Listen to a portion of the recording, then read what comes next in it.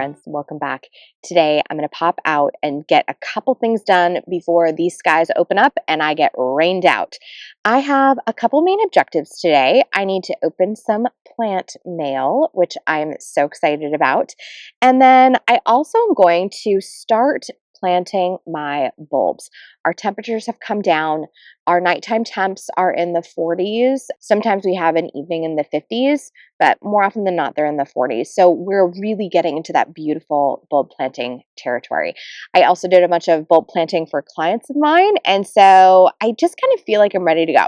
So before we get too far into this, I want to open some mail. I want to update you on how my Ranunculus and my Anemones are coming along. I am pre-sprouting them. If you missed that video, I'll pop it below. And let's jump right in. And as always, tea break. This is actually a concoction that I am working on for a winter blend. If you don't know, I have a tea shop and it is just online, but I am narrowing down and refining with my blender the flavors and the profiles that I want to bring in that speak to my experience of winter in the garden. So think warming notes, a little bit herbal, maybe a hair of floral, unsure. Okay, let's get into some mail. The first thing that arrived is actually my goodies from Brex.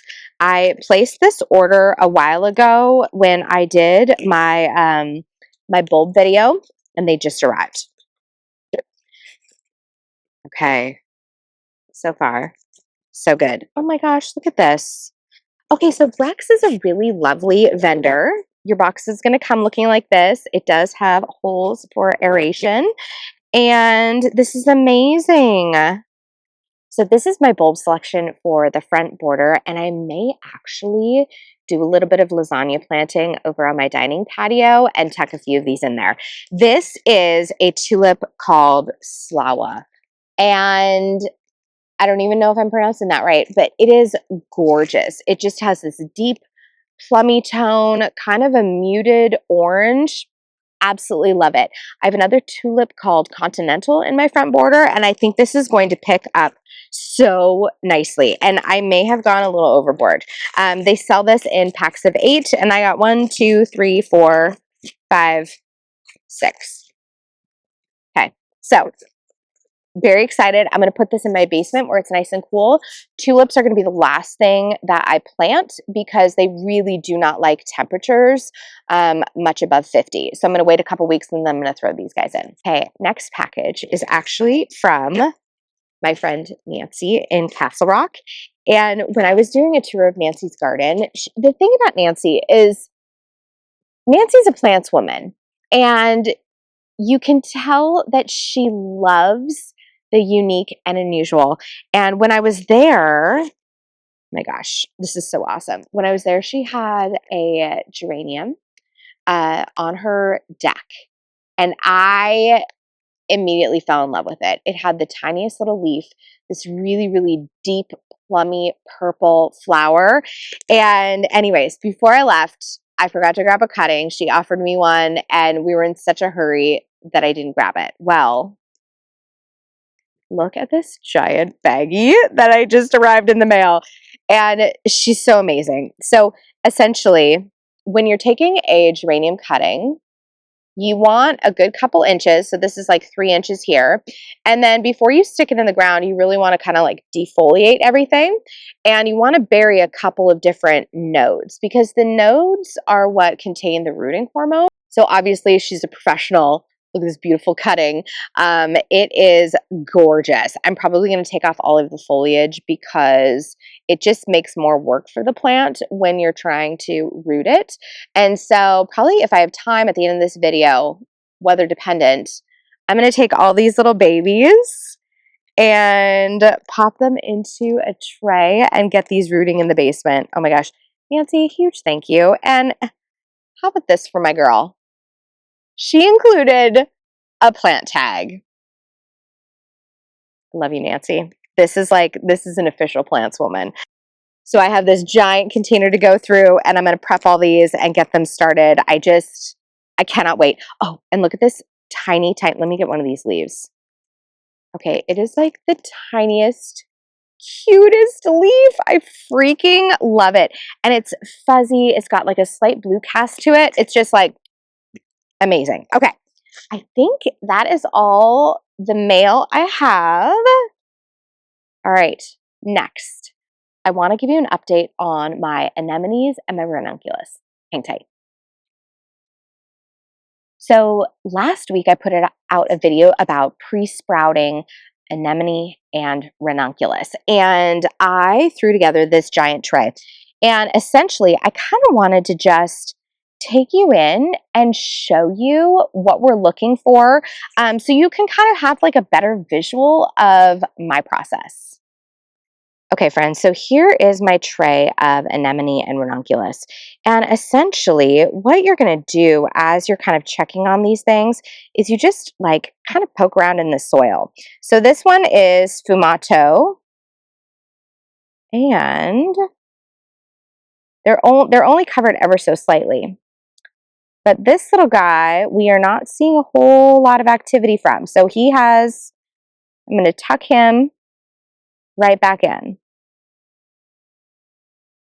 And I knew I had some that were showing more progress. Oh, this is gorgeous. Okay, this is fantastic, you guys. This is another one of this fumato. And look at this one. Hello. How gorgeous is that? So this little teeny tiny octopus guy has sprouted and is sending out these white hairs. And up top, check that out. See all those little white dots? Those are growth points. So let's check on the rarity anemones, because I want you to see two different versions. I guess I just want to show you kind of like what in real time what this looks like. Oh, this is looking really good. Okay. So check this little cutie out. It is just pushing out roots, just barely. And that actually looks like it's growing a little bit. Amazing. Okay, let me kind of go along here, see what else I have going on.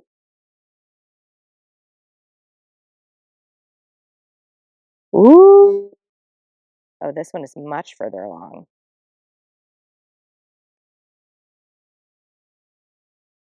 Yeah, check that thing out. That is beautiful.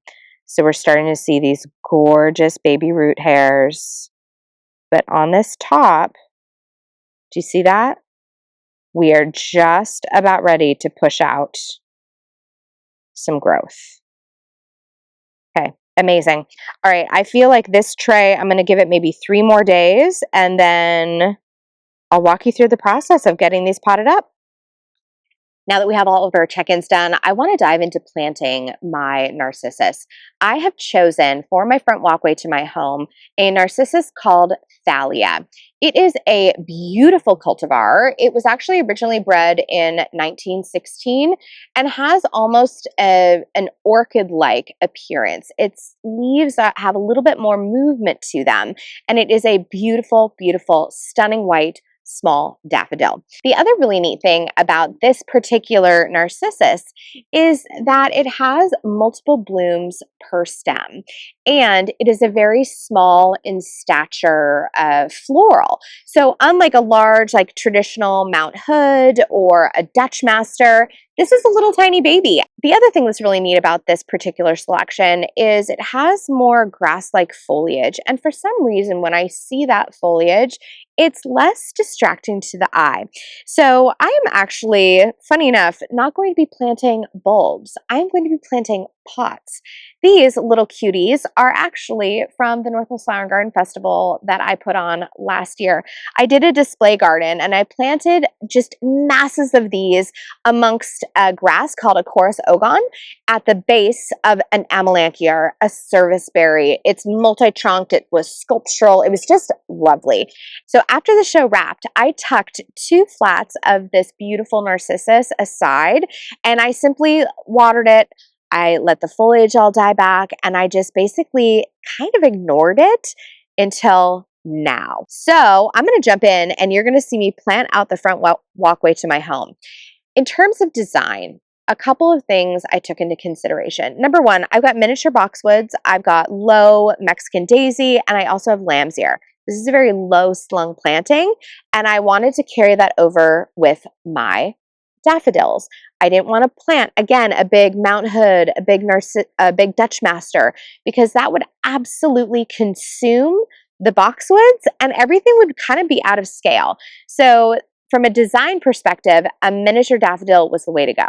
The other thing, I know that these daffodils are going to be coming on in a time when sometimes I like to play with color at the adjacent dining patio. So by choosing a white, it allows me to do whatever I want color-wise and just have a real good play. Last but not least, when these are coming on, the lamb's ear will also be coming on. And so having a white flower that echoes the silver of that lamb's ear, I just thought, it's going to be sensational, just elegant, refined, lovely. Okay, it is so windy out right now. I am hoping that my my camera doesn't blow over, but I want to zip you through and show you these little planting pockets and kind of what my heart is desiring. So as you come up to the front door, I've got these cute little kind of planting pockets here. And I staggered the lamb's ear, but I'm really, oh my gosh, do you love all these birch leaves? I'm kind of obsessed with it. I'm really hoping that my Mexican daisy fills in more. So the goal, I think, is to come through. I'm going to leave this pathway open. This is another project we're going to work on maybe this winter, is setting some pavers in here. And then start sprinkling in, like, I want a big clump of them right there because I feel like that grassy texture will be lovely next to this raised bed. And then back in here, I actually already have some white little petticoat daffodils. And so I feel like this will just kind of like add everything through it. Actually, I think they're further into that geranium because I like to hide foliage with perennials as it dies back. It just gives the brain a chance to rest. On this little side, I kind of feel like maybe a little cluster here on the end, and then maybe doing like a bigger drift kind of scattered in through here. I don't want it to look too samey, but I do want it to look a little bit precise because this is a very precise garden with all these sweet little boxwood globes.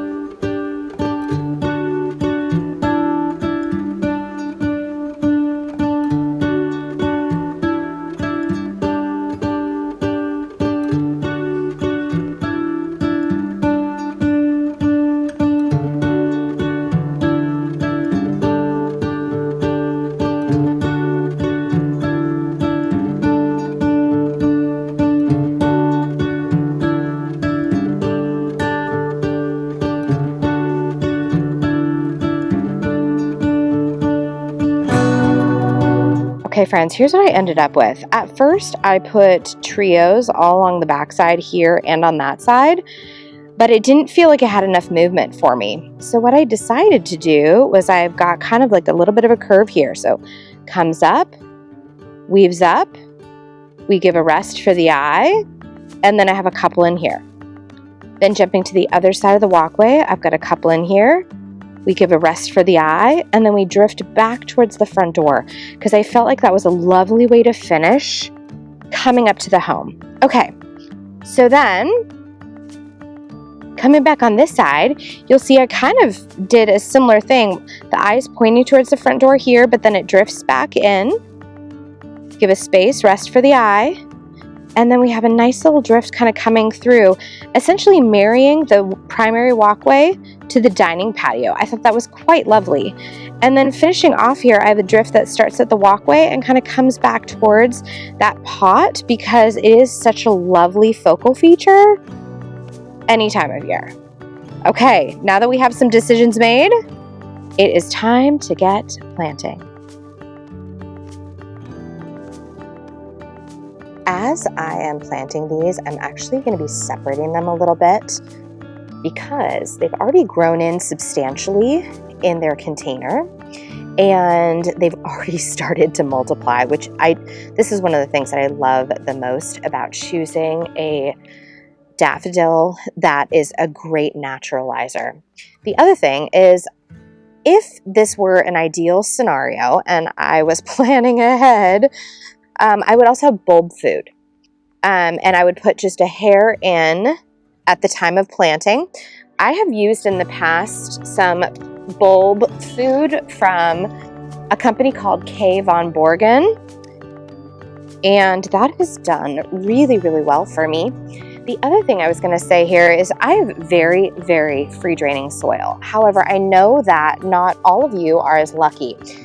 If you're planting in an area where you have clay or your garden holds just a ton of moisture, you may want to put a little bit of sand in the bottom of each planting hole to avoid your bulbs rotting in the ground. So just a few little planting tips as we're going along here.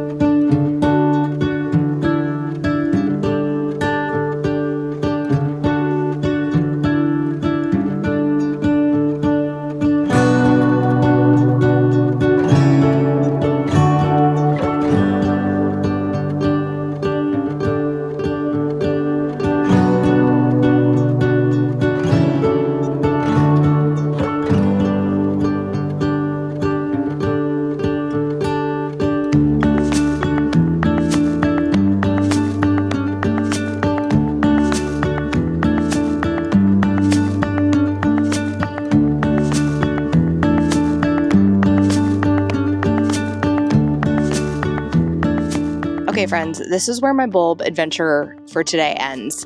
The last 1, 2, 3, 4, 5 of these, the bulbs did not survive. So I'm ordering more Thalia. Okay, there are worse things in the world. So funny, it all happened in this final stretch approaching the front door. So I know exactly where I'm going to be planting those new little babies when they arrive. That having been said, I get to switch gears and play with some cuttings. Okay.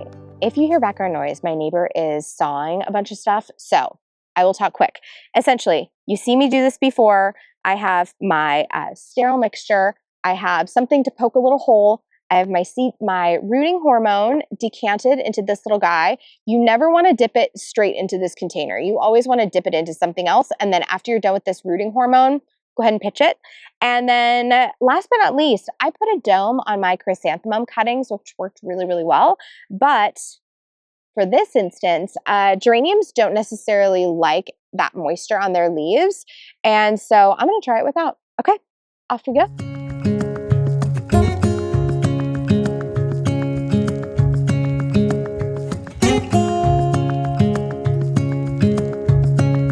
Over here, what you're going to notice is any of these little bumps along the stem, those are nodes, and they naturally have more growth hormone in them.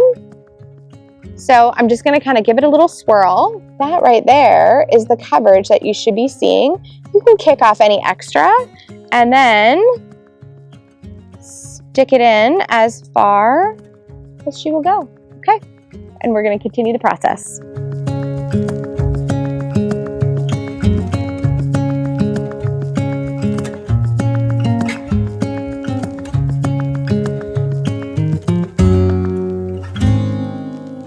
Oh my gosh. Okay, Nancy has given me so many beautiful cuttings. I'm going to be able to propagate so many from this. You know, actually, I'm going to play with something. Since these are so long, I'm going to play with, I wonder what would happen if I cut this stem in half and I rooted each side. Let's just see what happens, huh?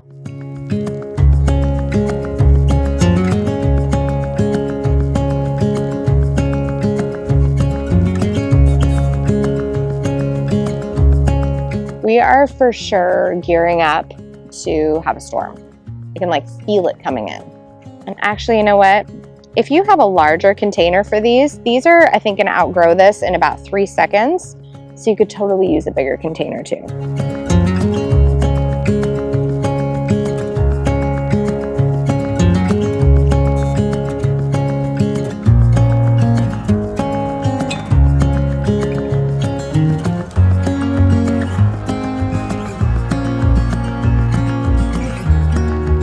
And just so you know, when I'm looking at my nodes, this is a really great example. You have 1, 2, 3, 4. And as this thing takes root, basically a node is anywhere where a leaf is going to emerge. And as this starts growing, I'm actually not going to allow it to flower. So if it tries to push out a flower, I'm going to cut it off because I want it to focus on getting established first. And then you're actually going to be cutting, when you're taking these cuttings, it's super easy to do. And I actually go into the soft portion of the geranium, not like the woodier portion. And also, by the way, the reason that we are removing all of these leaves and stem pieces is because we don't want anything under the soil that's going to rot and get in the way of these setting up for a beautiful life ahead.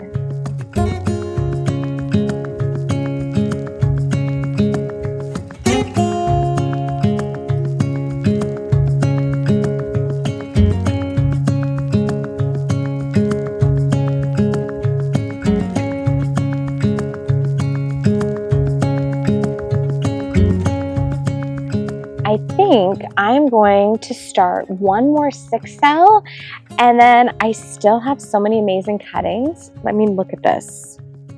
Hello. How generous. How generous. I may try to start these in a larger container and see what happens.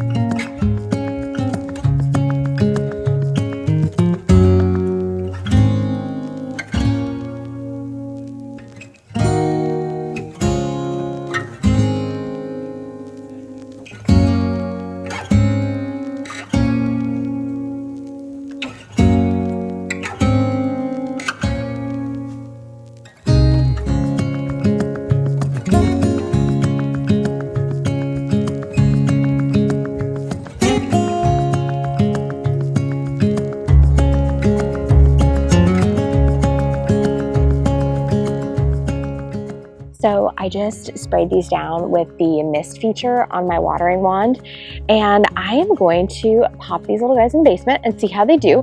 And then I'm actually going to trim up a few more of these and put them into larger containers. I'm gonna go see what kind of containers I have. Be right back. Okay, so here we are. We are back with kind of next step in the dance, if you will. I am going to clean these up very similarly to how I did with the other ones. And then I'm going to stick these extra deep into my little pot here. And I'm going to do several per container. I'm probably going to go kind of like around the rim. And I'm going to treat these the same way. You always want to bury a couple nodes whenever humanly possible. And these have a little bit of a bend to them, which naturally occurs with this particular variety. But I am going to plant them deep to kind of try to eliminate a little bit of that curvature. Okay.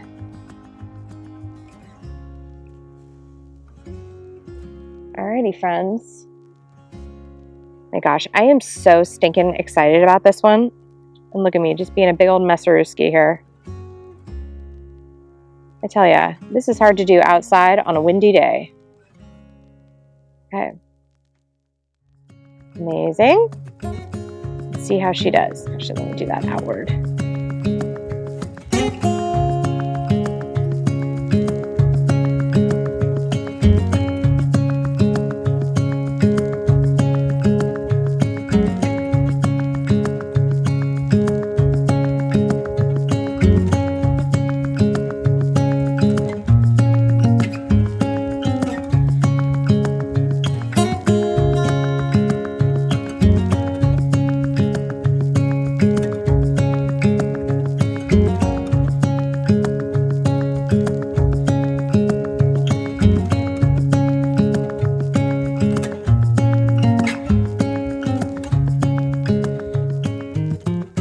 my friends, there she is. We've got 4 little guys in each one of these, and I wanted to do this because I typically just use my little 6-cell starters, but I think it's really important as a gardener to always try something new. And so this is me trying a little bit of a different method, and you all are invited along for the journey. Well, this is going to do it for me today. This has been so fun. I feel like we got a lot accomplished. Bulbs in the ground. I need to order more Thalia. And all of these gorgeous little baby geraniums are planted up. And hopefully next year I will be enjoying this on my patio. And this is what I love about having gardener friends, because every time I pass a plant that someone has given me, I think of them. So thank you so much for watching. I'm going to see you in the next one. And as always, please say hello to your garden for me. Bye.